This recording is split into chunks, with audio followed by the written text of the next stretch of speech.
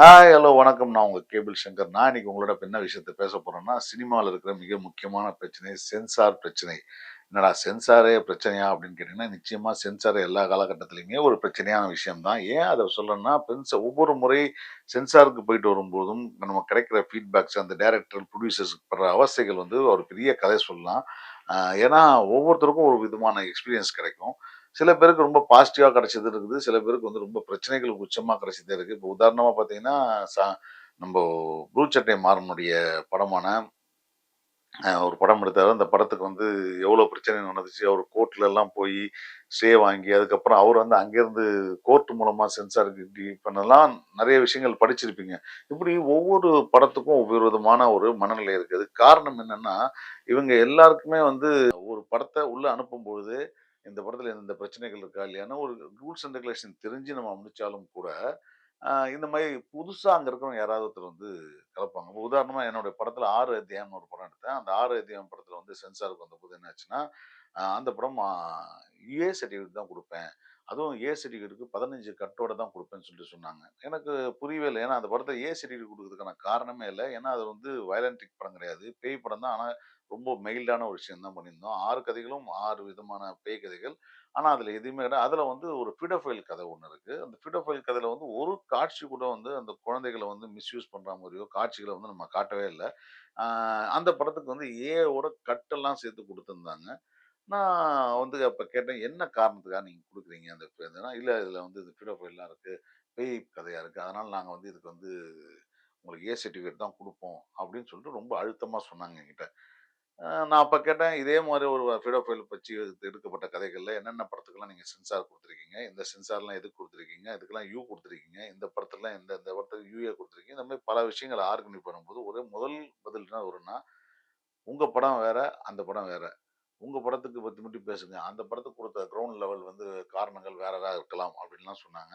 இப்படியான பலப்பட்ட வித்தியாசமான அனுபவங்கள் கிடைக்கும். அந்த படத்துக்கு நான் என்ன பண்ணேன், ட்ரிபியூனல் போயிட்டு ஏ சர்டிஃபிகேட் வேணாலும் பரவால்ல, வித்தவுட் கட்ஸ் வாங்கினேன் நான் ட்ரிபிள்ல. அது வந்து எனக்கு இந்த படத்துக்கு மேல இருக்க நம்பிக்கையும், இது வந்து சட்டப்படி நான் பண்ணியிருக்கிறது கரெக்ட் தான்ற நம்பிக்கையும்.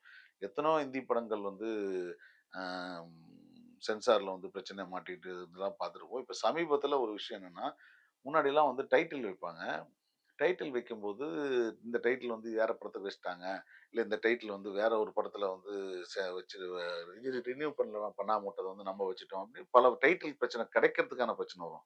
ஆனா ஒரு டைட்டில் கிடைச்சு, பிளாக் பண்ணி, எல்லாம் பண்ணி, படமே எடுத்து ப்ரமோஷன் பண்ண ஆரம்பிச்சதுக்கு அப்புறம், சென்சாருக்கு போம்போது அந்த டைட்டில் வச்சா அந்த டைட்டில் வச்சா படத்துக்கு சென்சார் தரமாட்டேன்னு சொல்றது வந்து எந்த விதத்துல நியாயம்னு தெரியல. இந்த பிரச்சனை எந்த படத்துல வந்திருக்குன்னு பார்த்தீங்கன்னா, நம்ப எழுத்தாளர், இயக்குனர் பாஸ்கர் சக்தி இயக்கியிருக்கிற முதல் படமான வடக்கன் படத்துக்கு வந்திருக்குது.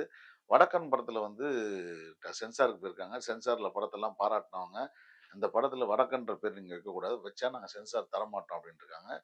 என்ன காரணத்துக்காக தரமாட்டேன்னு சொன்னா, அதுக்கான கரெக்ட்டான இல்ல வடக்கன்னு நீங்க பேர் வச்சீங்கன்னா, அது வந்து ஒரு பிரிவினை ஏற்படுத்தும்.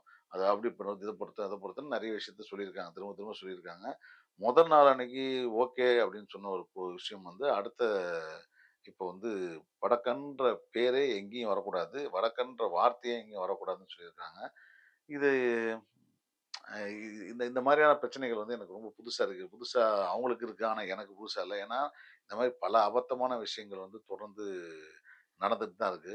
ஏன்னா, டைட்டில் ரிஜிஸ்டர் பண்றதுக்குன்னு சொல்லிட்டு ஒரு கமிட்டி, ஒரு அசோசியேஷன் மூலமா தான் டைட்டில் ரிஜிஸ்டர் பண்றாங்க. அந்த டைட்டில் ரிஜிஸ்டர் பண்ணதுக்கு அப்புறம் வந்து அ கன்ஃபர்மேஷன் கிடைச்சு, அந்த டைட்டில் கிடைச்சதுக்கு அப்புறம் தான் அவங்க மார்க்கெட்டிங்கே பண்ண ஆரம்பிக்கிறாங்க. அப்போ வந்து இந்த டைட்டில் வச்சா படம் தரமாட்டேன் அப்படின்னு சொல்றது வந்து எந்த விதத்தில நியாயம் படத்துக்கு சென்சார் தரமாட்டேன்னு சொல்றது எந்த விதத்தில நியாயம் தெரியல. இல்ல ஆல்டர்னேட்டிவா ஏதாவது பேர் சொன்னாலும் அந்த பேர்கள ஒத்துக்க மாட்டேன்றாங்கன்னு சொல்றாங்க. என்ன பேர் வரப்போகுதுன்றது ஒரு மிகப்பெரிய கேள்வியா இருக்கு. அநேகமா ஒரு இந்த இந்த இது இது இதே அளவுக்கு கரெக்ட்டான ஒரு பேரோட படம் டைட்டில் வருமான்றது எனக்கு வந்து தெரியல. அந்த காலத்துக்கு அந்த டைட்டில் ரொம்ப ஆப்ட்டா இருந்துச்சுன்னு சொன்னாங்க. அந்த கதை கேட்டபோது எனக்கு வந்து கண்டிப்பா அது ஒரு நல்ல ஆப்ட்டான விஷயமா தான் இருந்துச்சு. ஸோ லெட்ஸ் சி இந்த மாரியான அபத்தங்கள்லாம் தாண்டி தான் நம்ம சினிமா எடுக்க வேண்டியது இருக்குது. நன்றி, வணக்கம்.